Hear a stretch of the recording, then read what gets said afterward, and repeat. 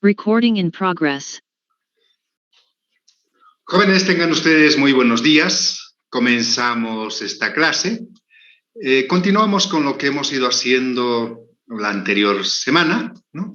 Vamos a hablar ahora de ya la investigación operativa. Recordamos un poquito que IO, o investigación operativa, decíamos, nació durante la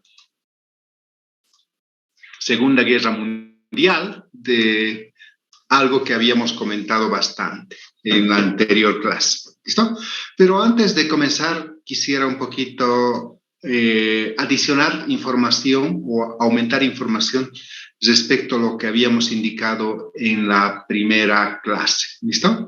Entonces, esa es un poco la idea. O sea, lo que quiero comentarles es que ya conocemos, o por lo menos ya se ha presentado conmigo el auxiliar de la materia, ¿ya? Los voy a anotar por acá. Auxiliar es la universitaria Kareli Vilca, ese es su nombre.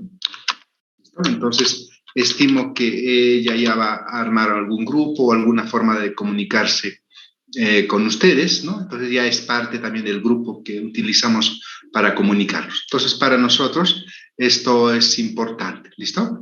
Es decir, el auxiliar de la asignatura, Kareli Vilca, voy a subrayar, ¿listo? Para que ustedes lo puedan tomar en cuenta, ¿listo? Entonces, sin duda, es algo que espero que ustedes ya puedan completar su información respecto a la asignatura. ¿Listo? Entonces, una vez dado este aviso, continuamos con lo que hemos ido haciendo anteriormente, ¿ya? Entonces, la Segunda Guerra Mundial tuvo que terminar. De hecho, terminó en 1945 con la explosión de las bombas atómicas, aunque ya ahí la Alemania ya había estado derrotada, ¿no? Entonces, la guerra que quedaba era la del Pacífico, ¿listo? Entonces, una vez de vuelta a casa, sobre todo para los que han estado en la guerra, ¿no?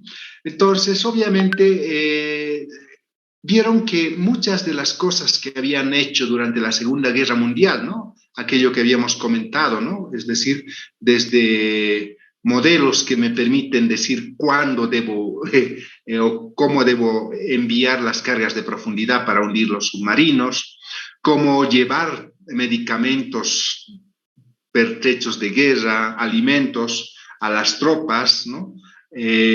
Ya sea por convoys grandes o pequeños, ¿no? Entonces, todos esos han sido proyectos que grupos de distintas personas, de distintas profesionales han encarado, y a esos proyectos se debe precisamente el origen de la investigación operativa. ¿Listo?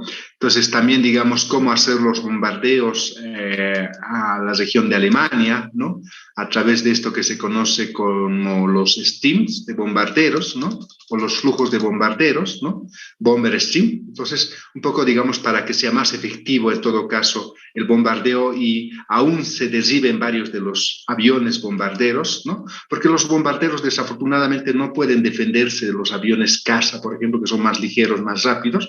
Entonces, al principio de esto, obviamente, muchos bombarderos fueron derribados por parte de los alemanes, ¿listo? Entonces ellos plantearon aquello, ¿ya? Entonces, de vuelta a casa, vieron que muchos de los problemas que se habían estudiado ya eran muy parecidos a los que ya se tenían en casa, ¿no? Uno de ellos, sin duda, donde más se aplicó fue la distribución de petróleo desde las refinerías a los puntos de consumo. ¿Listo? Entonces, pero también pudiésemos decir que para que se consolide la IO como un área del conocimiento, han habido algunos factores. ¿Cuáles son? Dos en particular. El primero, el progreso de las técnicas. ¿Listo? Allá por 1947, Danzig, ¿no? Lanzó el procedimiento que resuelve modelos de programación lineal, que nosotros lo vamos a estudiar en el siguiente tema, que se conoce como el simplex. ¿Listo? Se especula que este algoritmo, que esta técnica de resolución, ya estaba disponible durante los años de la guerra. ¿Listo? Pero como mucho ha sido secreto, ¿no? Muchas cosas se han trabajado en top secret, como se llama, entonces es muy probable, digamos, que no se lo haya difundido en esa oportunidad. Sin embargo, esta técnica se data en 1947, 2 años después de que ha finalizado la Segunda Guerra Mundial. ¿Ya? Antes de eso ya se tenían ideas sobre las líneas de espera, sobre teoría de inventarios.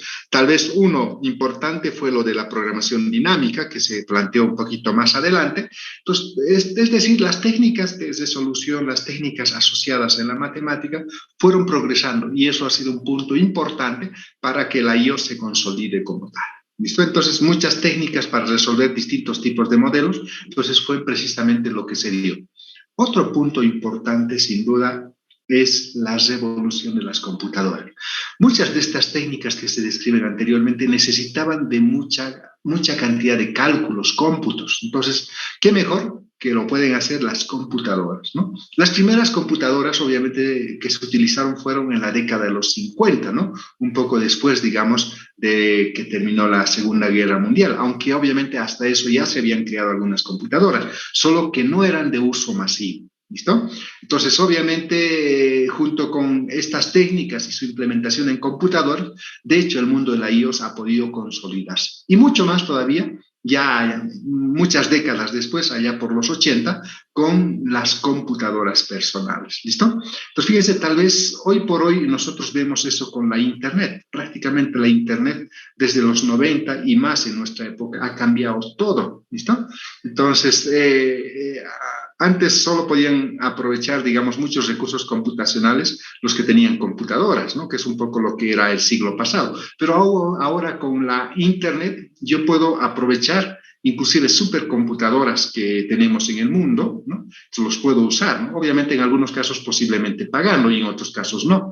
Entonces, hoy por hoy prácticamente, digamos, eso también está cambiando muchas otras disciplinas y también están surgiendo nuevas disciplinas posiblemente por esos cambios, ¿ya? Pero en ese momento las computadoras obviamente le dieron un espaldarazo, un empujón importante para que la IO se consolide como tal. ¿Listo? Ahora sí, una vez que hemos conocido de dónde nace la investigación operativa, ¿ya? Vamos ahora a hacer algunas definiciones sobre lo que es investigación operativa o investigación de operaciones, ¿no? Acá tengo dos definiciones, ¿no? Que me parecen razonables. Una de ellas creo que ya lo hemos comentado así. Dice, investigación operativa es la ciencia que estudia la preparación racional de la toma de decisiones. Esa es un poco, digamos, una definición. ¿Ok? Acá tal vez una definición interesante, que es tal vez una de las más aceptadas, la de Morse Kimball. Morse es un personaje importante, es el padre de la IO, pero en Estados Unidos, ¿no? Philip Morse, ¿no? Y acá está su definición, él es esta persona y dice, fíjense, investigación de operaciones es la ciencia aplicada, no utiliza todo el conocimiento científico y herramientas para resolver problemas específicos. Algo de eso obviamente está en esta definición que nosotros la remarcamos. Dice, la investigación de operaciones es un método científico para proporcionar a los departamentos ejecutivos, fíjense, eso de departamentos ejecutivos, ¿no? Una base cuantitativa para las decisiones relacionadas con las operaciones bajo su control. ¿Listo? Fíjense, casi dice lo mismo que antes. Hay que preparar información de forma científica para tomar decisiones. Y al tomar decisiones, obviamente, nosotros controlamos ciertas operaciones. Y esa es la definición de IO que nosotros, obviamente, tenemos. ¿Ok? Tal vez el siguiente gráfico que lo hemos hecho ya en alguna oportunidad, ¿no? Al comenzar la materia, es un poco lo que hace IO. Cuando decimos preparación racional de la información, aplicar el método científico, ¿no? Se refiere concretamente a lo siguiente, ¿listo? Entonces yo tengo un problema de decisión, un problema de administración, un problema de organización, habitualmente. Entonces, para ese problema lo que yo hago es un proceso de abstracción, ¿ya? Un proceso de abstracción es, obviamente, la realidad es muy compleja, tiene muchos detalles, no se la puede asimilar toda. Entonces solamente vemos algunos aspectos que nos interesan, que para nosotros creemos que son relevantes. A eso se conoce como el proceso de abstracción o abstraer, es decir, describir, representar lo más importante. ¿Listo?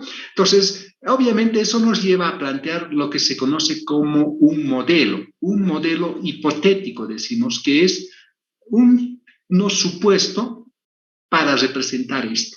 ¿Listo? Por eso hablamos de un modelo hipotético, ¿no? Entonces, fíjense, un mismo problema, o para un mismo problema podemos tener distintos modelos, ¿no? Entonces, sí, obviamente son propuestas para un poco representar ese problema. Lo interesante es que los modelos, y particularmente los matemáticos, pueden manipularse, se pueden resolver y todo aquello. Entonces, nosotros, obviamente, para esos modelos podemos encontrar soluciones o solución, ¿ya? Si esa solución para nosotros coincide con el problema, decimos a esto se valida, ¿no?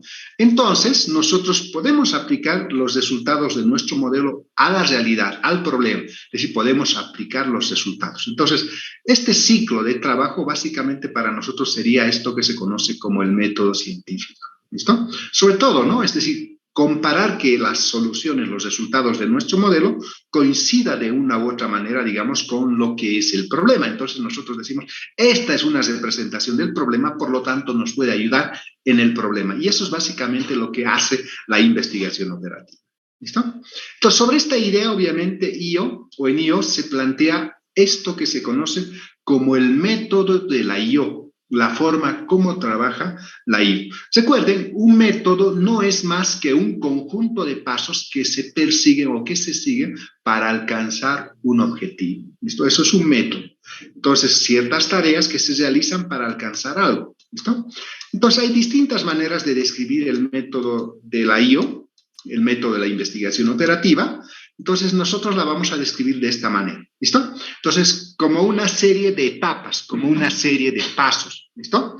El primer paso sería para nosotros la formulación del problema. ¿Listo? En muchos tópicos, creo que esta idea es importante, ¿no?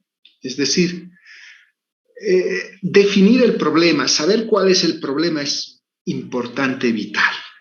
¿Listo? Esa es un poco la idea, ¿ok? Entonces, hay dichos asociados a esto, ¿no? A esto que es el primer paso, ¿listo? Uno de ellos dice, por ejemplo, problema bien formulado, problema bien planteado, mitad resuelto, ¿no? Mitad resuelto, ¿listo? ¿No? Es más, ¿no? Por ejemplo, Einstein se atrevía a decir, ¿no? Fíjense, es de 1 hora de trabajo en la ciencia, ¿no? 55 minutos se entienden para comprender, entender y todo aquello. Y 5 minutitos para resolver. Esa es un poco, es decir, tiene mucha trascendencia el paso 1 que tiene que ver con la formulación del problema, a saber a qué. ¿Listo? Entonces, una vez que nosotros entendemos el problema, sin duda, lo siguiente que viene es desarrollar el modelo matemático y recolectar datos, que sería la siguiente etapa. ¿Listo? O sea, desarrollar el modelo matemático y recolectar datos. ¿Listo? La siguiente etapa sería, una vez que nosotros tenemos el modelo, resolver el modelo matemático, resolución del modelo matemático. ¿Listo? Entonces, de esa manera nosotros obviamente tendríamos acá ya los resultados del modelo. Una cuarta etapa, pudiésemos decir, englobaría esto. ¿Listo? validar la solución, controlar la solución. ¿Ya? Entonces, y aquí obviamente hay una decisión, ¿listo? Entonces, los resultados que nos arroja el modelo coinciden con el problema, entonces a eso se denomina como validación. ¿Listo? Lo que yo decía hace un momento, fíjense, es decir, el modelo me entrega ciertos resultados, ¿no? Podríamos colocar aquí resultados, ¿no? Y la realidad, obviamente, muestra ciertos otros valores, ¿no? Entonces, si hay coincidencia entre esto y esto, entonces nosotros decimos, esto tiene que ver con el problema y por lo tanto podemos aplicar los resultados, ¿listo? Entonces, a eso se conoce como validación o instrumentación de la solución, ¿listo? Entonces, para nosotros, obviamente, una pregunta, ¿es válido esta solución para el problema? ¿No? Si nos dicen no, entonces hay que modificar el modelo. Entonces, hay que volver al paso 2, ¿no? Puesto que pudiésemos habernos olvidado de algo, no representado algo, entonces volvemos al paso 2 para volver, digamos, en un ciclo y eso obviamente hasta que nosotros creamos que el modelo representa la realidad. En cambio, si se presenta el modelo a la realidad, entonces obviamente directamente ya está para implantar, ¿no? Lo que decíamos acá, ¿no? Para aplicar los resultados. Fíjense, ¿no? Aplicar los resultados al problema. ¿Listo? Y esa es un poco, digamos, la idea de lo que es el método de la IO. ¿Listo? Entonces, todas las actividades que nosotros hacemos en un proyecto de investigación operativa son hacer cada una de estas etapas, ¿no? Enseguida mostramos en qué consiste cada una de estas etapas. Al mismo tiempo vamos a ir describiendo un pequeño ejemplo, ¿listo? Pero lo importante, ¿no? Es decir, que en IO todo proyecto se trabaja de acuerdo a esto, ¿ya? Ahora, nosotros también, y eso es lo que voy a hacer a continuación, ¿ya? Nuestro contenido temático también la vamos a describir un poco en base a esto, ¿listo? A ver, voy a tratar de cambiar de color, si puedo hacerlo.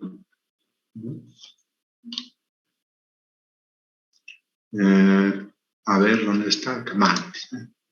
Voy a ir acá a uno de estos y voy a cambiar, a ver, ¿qué color? Un verde, ¿listo? Entonces, fíjense, mejor así, ¿listo? ¿Ok? Voy a anotar un lápiz y digo, ¿ya? Nuestro contenido temático que nos falta y que vamos a desarrollar, ¿no? Tiene que ver también con esto, ¿listo? Y obviamente eso es lo que voy a hacer. Hemos pintado de verde el número, ¿no? Pero eso vamos a cambiar. Quiero pintar otro. ¿Ya? En el primer tema, nosotros vamos a hablar de estas dos etapas. ¿Ya? Eso va a ser el primer tema. Es decir, partir por la formulación del problema y sobre todo, ¿no? Desarrollar modelos matemáticos. ¿Listo? Esa va a ser en todo caso nuestra idea. ¿Ok? A ver, veamos, cambiaremos esto a rojito. ¿Listo? Y obviamente esto está a ver. Entonces, en nuestro primer tema nosotros nos vamos a dedicar a esto, a las dos primeras etapas, sobre todo a esta que dice desarrollo del modelo matemático. ¿Listo? Entonces, vamos a dar, todavía hoy, y obviamente lo decimos, sigue siendo modelar, ya como un arte, ¿no? Por eso decimos el arte de modelado, ¿no? Pero sí nosotros vamos a tener y dar algunas pautas a propósito de ello. ¿Listo? Ok. Luego, el tema 2 estaría un poco asociado a esta etapa. ¿Listo? Entonces, el tema 2, ¿no? Un poco tendría, verde, hemos dicho verde, ¿no? Entonces, si podemos cambiar a verde. Ese es el trazo. Ya. Pero el color, supongo que más este verde. Así. Más delgadito. Entonces, en el tema 2, nosotros vamos a hablar de resolución, cómo se resuelven modelos matemáticos, ¿listo? Esa es un poco la idea, ¿ok? Cómo se resuelven modelos matemáticos. Eso vamos a hablar en el tema 2. Por ejemplo, vamos a hablar de simples, ¿listo? ¿Ya? Entonces, el tema 2, el tema un poco grueso, ya no importa, ¿listo? El tema 4, el tema 5, nos vamos a dedicar a resolución de modelos. ¿Listo? Esa sería un poco Fíjense cómo nuestro contenido temático, recuerden, son 6 temas. Inclusive el 6º tema, aunque no vamos a hacer hincapié en ello, ¿no? Tiene que ver con resolución de modelos matemáticos. Esto nos vamos a dedicar buen tiempo. Es paradójico, lo voy a comentar por qué decimos aquello, ¿ya? Y el tema 3,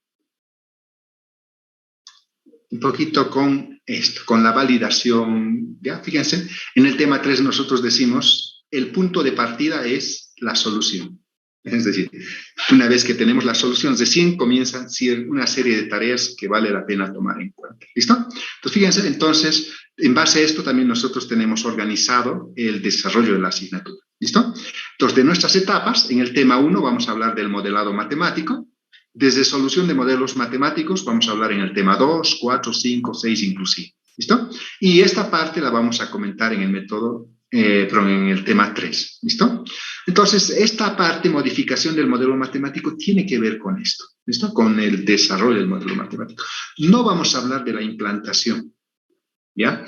Efectivamente, yo llego a cierta información, entonces hay una persona o un grupo de personas que van a tomar la decisión y al tomar la decisión van a dar los aspectos administrativos para que esa decisión se cumpla. Y eso obviamente ya tiene más algo que ver con el funcionamiento de la institución, de la empresa, del grupo. Entonces nosotros no vamos a hacer hincapié en esta, ¿no? Pero sí, después de ya tener los resultados y los resultados también, entonces viene la etapa de implantación. Esto nosotros no vamos a hacer hincapié, sobre todo en la asignatura. Obviamente en un proyecto de IO, este aspecto también muchas veces suele ser importante. ¿Listo? ¿Ok? Entonces con ello nosotros ahora sí ya nos metemos de lleno a tratar de comprender en qué consisten cada uno de esos pasos. ¿Listo? Solo que ahora me he quedado con un trazo muy grueso. A ver, vamos a ver si podemos modificar eso. ¿Listo? Ok.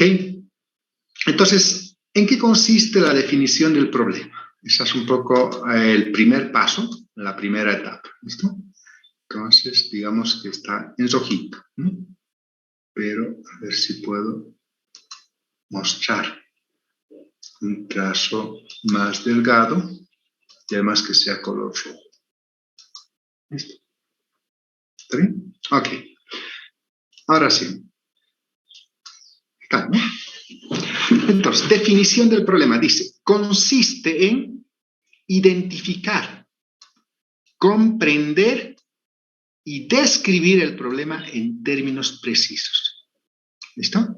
Entonces, tal vez de todas las etapas, esta suele ser la más amplia y en muchos casos difícil de comprender. ¿Listo? Pero para nosotros, lo más importante, saber qué problema es. Y mejor, esto para nosotros nos va a ayudar. Tratar de describir aquello. Y para ello, obviamente, lo más importante son las representaciones. Es decir, hacer una representación, mejor si es gráfica. ¿Listo? Es una representación gráfica del problema, ayuda. No es obligatorio hacerla, pero ayuda. ¿Listo? Entonces, esa es un poco la idea. Otra idea que nosotros vamos a tomar muy en cuenta, sobre todo para la siguiente etapa, ¿no? Es, como dicen, ponerse en los zapatos del que toma la decisión, ¿ya? Eso significa ver los ejemplos concretos, ¿ya? Esto de términos precisos, obviamente, ¿qué decisión tengo que tomar? Esa decisión, ¿qué involucra o qué valores involucra? Entonces, y eso es básicamente lo que nosotros vamos a hacer. ¿Listo? Entonces, vamos a partir con un ejemplo. Cada una de estas etapas la vamos a ir explicando con un ejemplo. ¿Listo? Fíjense, el problema del asesor financiero. Dice, el asesor financiero de una empresa es convocado a una reunión de directorio. ¿Listo? Entonces, el problema está asociado a esta persona. ¿Listo? Dice, en ella o donde le dan una tarea que debe analizar. El asesor financiero debe analizar una tarea, ¿no? Obviamente una tarea desde el punto de vista de la IO, esa es la ley. Dice, ¿cuál es esa tarea? Dice acá un poco más adelante, ¿no? La empresa quiere fortalecer su capital. Fortalecer su capital sería maximizar su capital o maximizar el retorno de su capital. ¿Listo? Dice, para ello, una fracción de las ganancias de una gestión se quiere invertir en 2 fondos, ¿ya? Depósito a plazo fijo y fondo de valores. ¿Ya? Se conoce que el rendimiento del depósito a plazo fijo es del 6% anual. ¿ya? En cambio, del fondo de valores es del 10%, ¿ya? Y dice, para diversificar y controlar el riesgo, se dan dos pautas de inversión. ¿Listo? Esa es un poco la idea. Y esas dos pautas de inversión se las describe así. Uno, a ningún fondo se puede invertir más del 75%, ¿no? Dos, la inversión del fondo de valores no debe exceder el doble del depósito a plazo fijo, ¿ya? Fíjense, acá hay algo importante. Algunos de ustedes han debido estudiar o van a estudiar en más detalle esto, ¿no? ¿Qué es diversificar cartera y qué es controlar riesgo? Enseguida comentamos. Pero a ver, antes de salir adelante con este ejemplo, fíjense, llega Carnavales y siempre escucho yo, aunque eso posiblemente sea durante todo el año, ¿listo? Pero en Carnavales, tal vez porque salgo mucho, digamos, a la plaza, qué sé yo, ¿no? Y ahí siempre escucho y decir, bueno, llévese un ticket, un boleto de la lotería. ¿Listo? Estos días creo que están haciendo propaganda, creo que hay un sorteo, no sé si es esta semana o la siguiente, ¿no? Imagínense, ¿listo? ¿Qué harían si ustedes se sacan la lotería, digamos? ¿Ya? Aunque en nuestro medio creo que la lotería no es tan alta como en otros países, ¿no? Por ejemplo, en España el gordo es un monto de dinero importante y así hay en Estados Unidos y en algunos otros más. Fíjense, imagínense que ustedes se sacan la lotería. ¿Qué harían con ese dinero? Fíjense, eso es el mismo problema que le están planteando al asesor financiero. Le están diciendo, con las ganancias que nosotros tenemos cada año de la empresa, queremos que analice cómo nos conviene invertir nuestro dinero. ¿Listo? Eso es lo que le dicen. Lo mismo ustedes, ¿no? Si tuviesen, qué sé yo, digamos, unos 10 milloncitos de bolivianos o de dólares, ¿qué harían con ellos? ¿Listo? Pues fíjense, esa es una tarea para pensar. Y precisamente ese es un poco, digamos, lo que nosotros tenemos. ¿Ok? Entonces, fíjense cómo nosotros pudiésemos pensar esto. La idea es la siguiente. Teniendo un monto de dinero, nos dice, fíjense, yo tengo un monto de dinero. Tengo la posibilidad de invertir en dos fondos. Uno dice depósito a plazo fijo.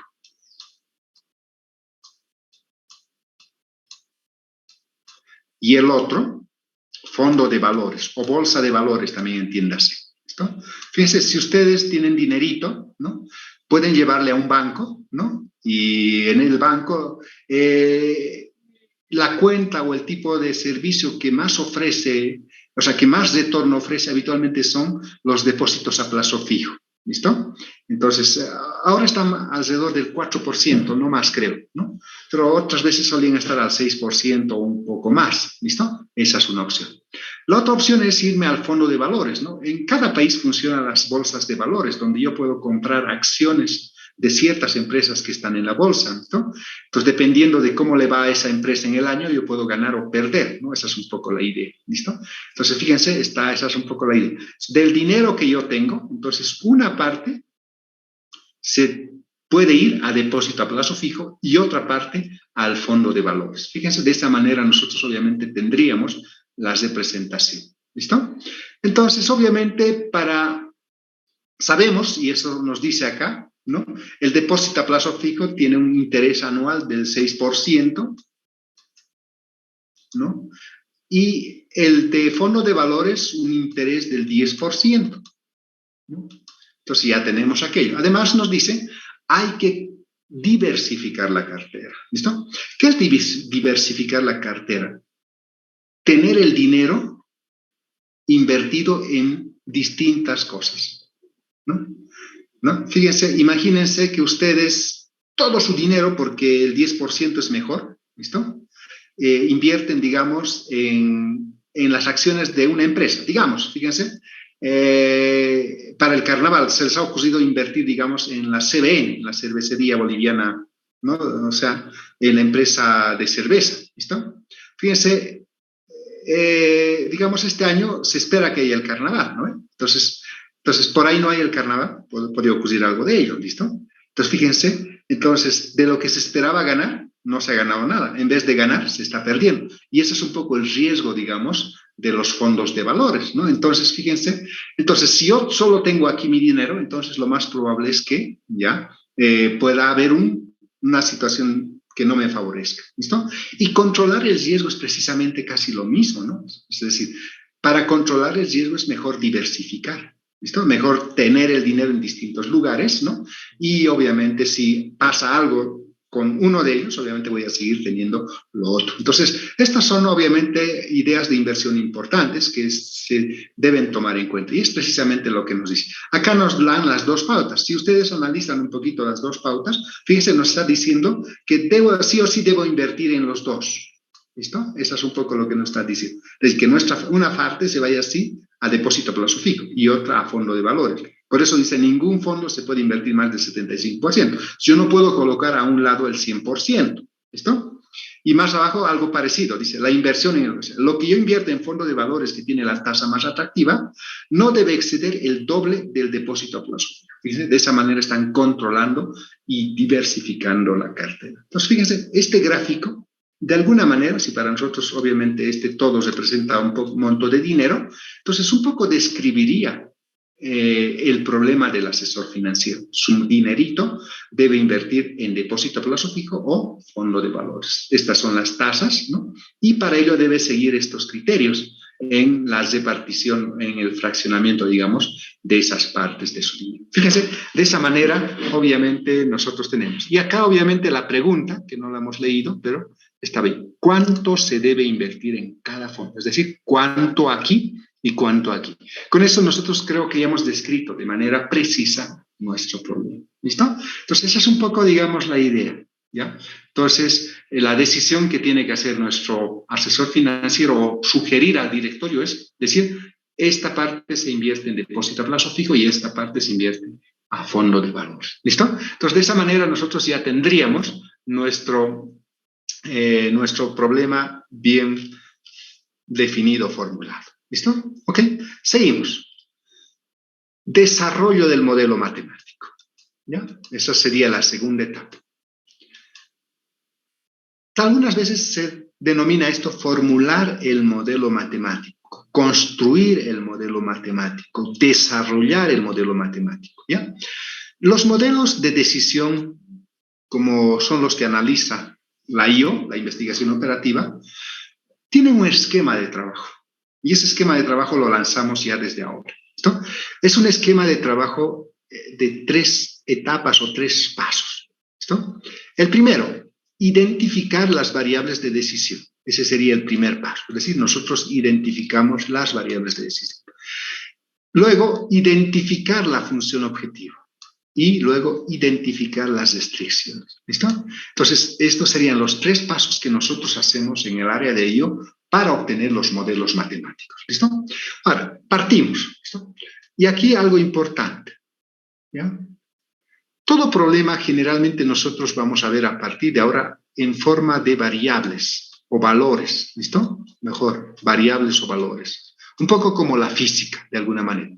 Pero la única diferencia es que algunos de estos valores pueden ser cualitativos, no necesariamente cuantitativos, ¿listo? Valores cualitativos, ¿listo? Esa es un poco, digamos, la idea, ¿ya? Entonces, todo problema es mejor observar en términos de valores. Por ejemplo, acá nosotros observamos en términos de este 6, de este 10, ¿no? De esta parte y esta parte, ¿no? Entonces, todo ver entre acá este 75, entonces, esos son valores, ¿no? Entonces, lo que nosotros decimos, si nosotros observamos en términos de valores un problema, obviamente cada uno de ellos para nosotros se puede representar genéricamente como variables. Variables. ¿Listo? Variable 1, variable 2, variable 3, hasta la variable n, digamos. Esa es un poco la idea. Es decir, nos dice que nosotros debemos observar el problema en términos de variables. ¿Listo? Ahora, pero acá hace hincapié en este término, variables de decisión. ¿Qué serán esos? ¿Listo? Entonces, nosotros conocemos de las variables, pero no de las variables de decisión. ¿Ya? Entonces, acá algo importante. ¿Ya? Una variable de decisión es controlable. Voy a escribir acá, aunque es un poco difícil escribirlo así. Controlable. ¿Qué significa que sea controlable? Algo muy simple.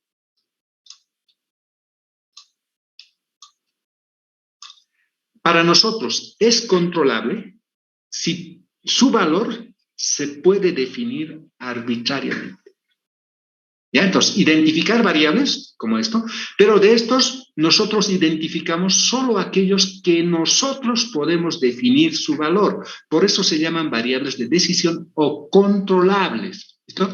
Fíjense, acá yo tengo este valor 6%, que es la tasa de interés de depósito a plazo fijo. Yo puedo decir que eso es controlable. ¿Qué significaría controlable? Que yo puedo decidir su valor arbitrariamente, que pueda ser un 6, un 7, un 8. ¿No? Fíjense, ¿yo puedo hacer eso en este problema? No, porque este 6% ya está definido. Yo no puedo mover su valor arbitrariamente. Y esa es la idea de esto que nosotros decimos, identificar las variables de decisión. Son todos aquellos valores que yo arbitrariamente puedo controlar o puedo definir su valor. A eso se conocen como las variables de decisión. ¿Ok? Entonces, el día jueves vamos a continuar con la función objetivo, con las restricciones y además vamos a puntualizar con nuestro ejemplo del asesor financiero. Que tengan buen día. Hasta luego. Inge. Hasta luego, que se cuidan. Hasta luego, ingeniero, muchas gracias. Hasta luego. Hasta luego, Inge. Hasta luego.